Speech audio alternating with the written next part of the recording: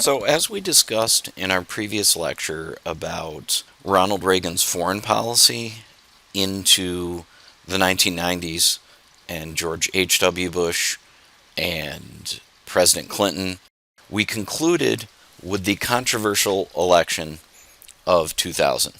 President Bush won by a very, very slim electoral margin. You need 270 electoral votes to win.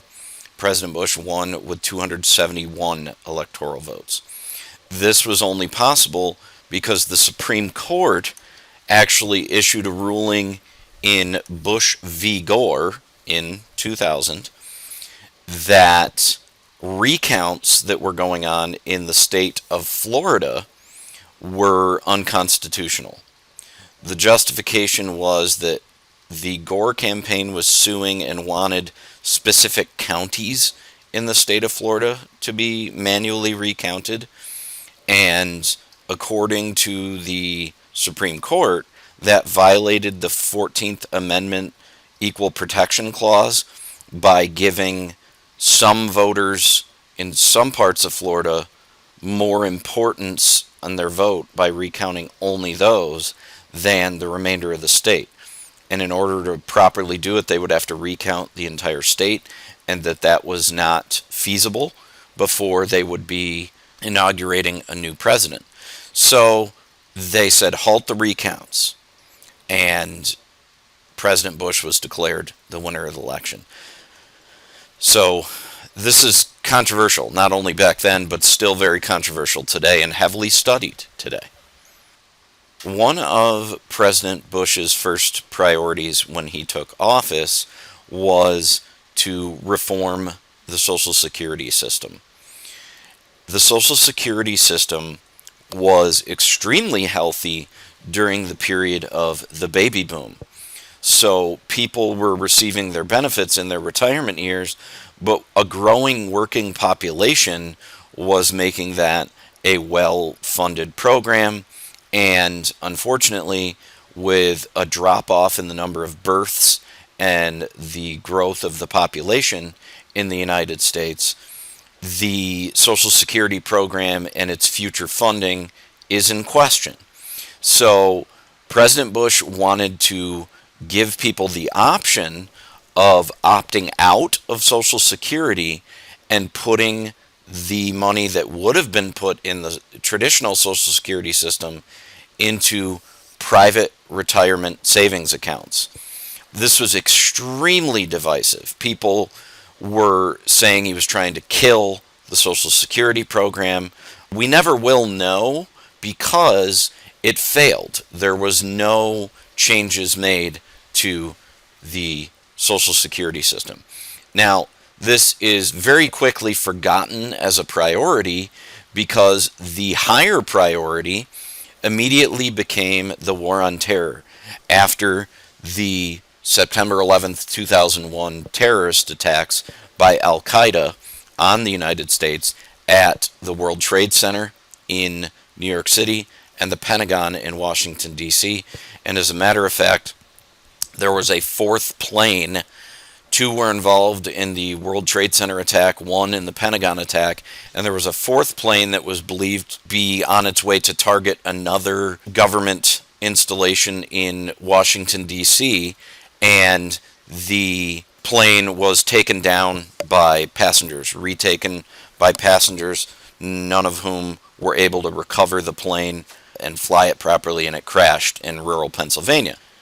So very, very, very tragic day for the United States, the worst attack on the United States since Pearl Harbor, and the U.S. invasion of Afghanistan follows the next month in October 2001. And I will come back to this, but the invasion of Iraq in March 2003 expands the war on terror beyond Afghanistan and into another Middle Eastern nation. So very controversial is Iraq, and we will come back to that in slides that are to follow here. After the shock of 9/11, the Bush administration took two extremely bold but very controversial actions. I'm actually going to start with the second first. the Department of Homeland Security was created. And the primary mission is to A, prevent terrorist attacks, B, reduce the vulnerability of the United States to terrorism, and C, minimize the damage and assist in the recovery when there are terrorist attacks that do in fact occur within the United States. One of the other reasons this department was created was prior to the 9/11 terrorist attacks, the CIA had some information, the NSA had some information, the FBI had some information, and had they pooled those resources and shared all of that information, it's possible, there's no guarantees, but it's possible that 9/11 could have been prevented. So the Department of Homeland Security is also a stated goal of sharing information to prevent any future terrorist attacks as well. The other, even more controversial thing is the USA Patriot Act, which is really short for Uniting and Strengthening America by providing appropriate tools required to intercept and obstruct terrorism Act of 2001. So it's short for the USA Patriot Act. Now, translation is that the government had access to telephone, email, personal, and financial records without a court order. It could also allow for searches of a person's home or business without their consent or knowledge. And lastly, immigrants can be detained indefinitely without grounds for formal arrest.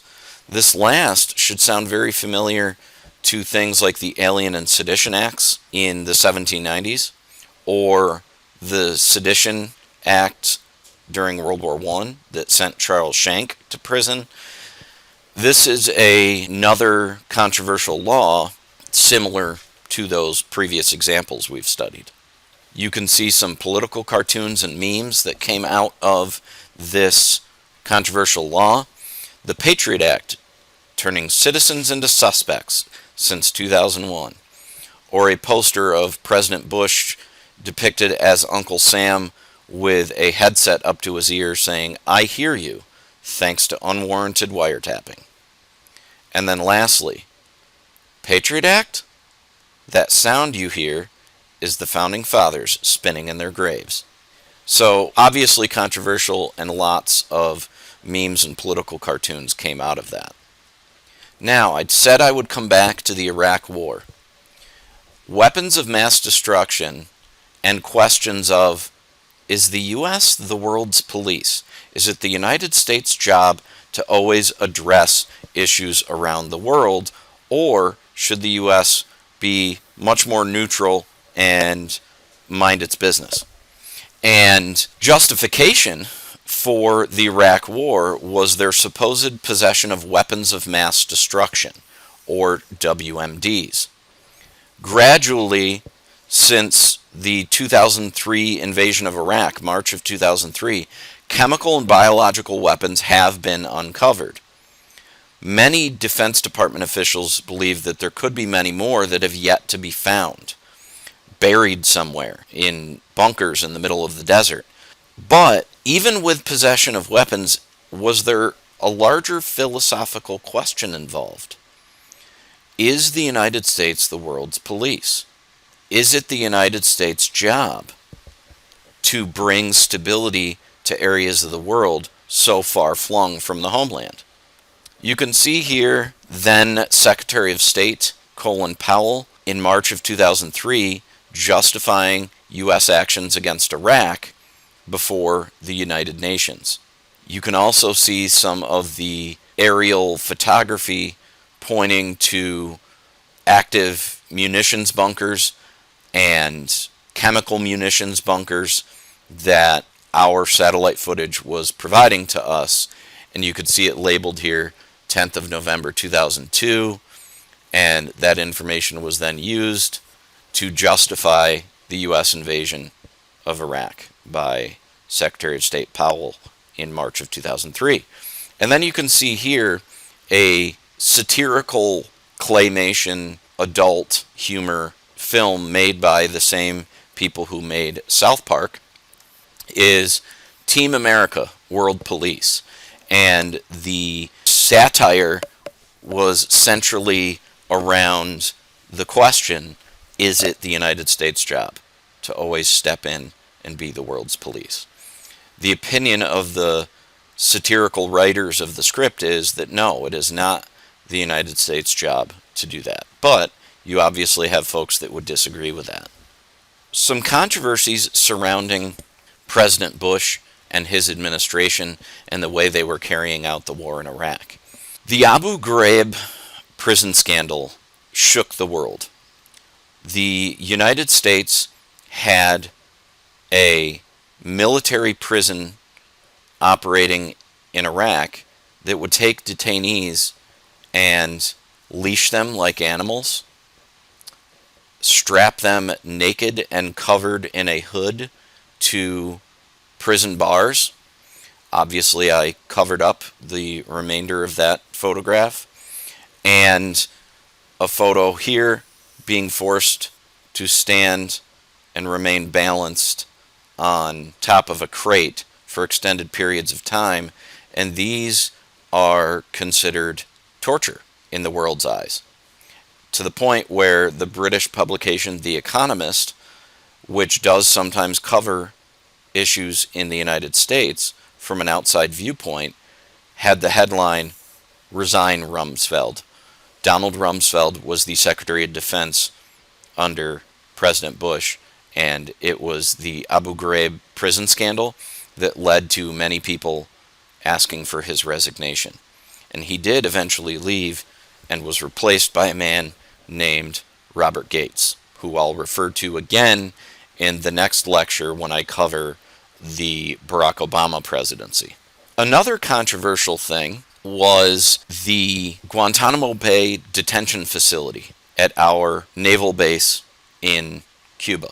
There were many, many detainees, some of whom were on hunger strikes as acts of protest for their detainment. It was costing hundreds of millions of dollars and thousands of jobs that could have been used other places. And this was extremely controversial, mainly because were we abusing the rights of these detainees? Is a Guantanamo detainee considered an enemy combatant? Or are they entitled to certain rights? So a famous court decision in 2008, Boumediene v. Bush, in which the deciding vote was issued by Justice Anthony Kennedy in a very close 5-4 decision of the court. Are terror suspects, even foreign citizens, entitled to writ of habeas corpus rights as guaranteed in the Constitution? There's two sides to this issue. On one hand, you have an argument that a foreign citizen terror suspect can be considered an enemy combatant and is not entitled to constitutional rights. In the Boumediene v. Bush decision, however, Justice Anthony Kennedy, in that deciding vote, said that yes, you can't just hold people indefinitely, they are entitled to the writ of habeas corpus, which is fancy Greco-Roman terminology for the right to know what you have been arrested for, what you have been accused of.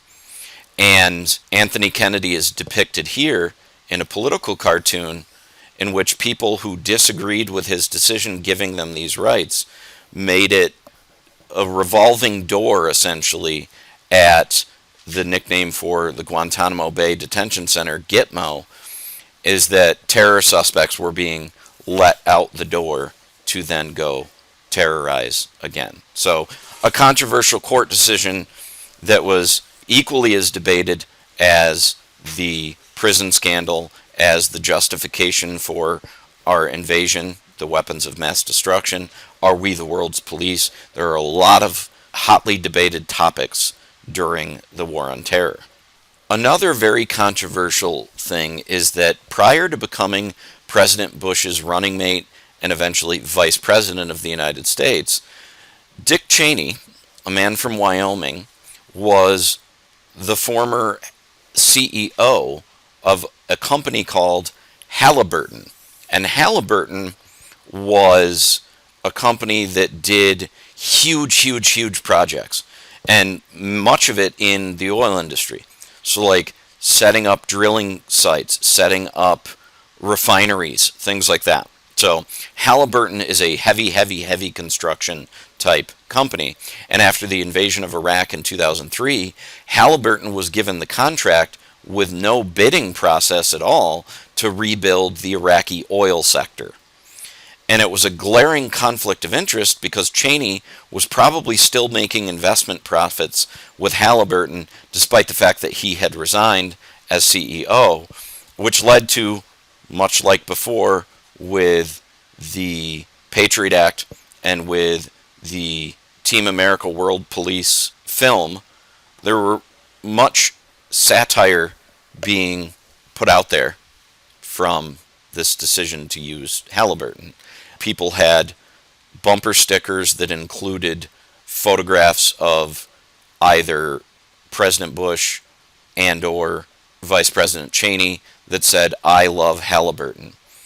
Another that was created, and it's very pixelated, my apologies for the lack of quality of the photograph, but in a spoof of the raising of the flag at Iwo Jima, you have the raising of a gas pump here, providing satire to this controversial Halliburton decision. That is the end of the lecture. If you have any questions, don't hesitate to reach out. Otherwise, I'll see you in class.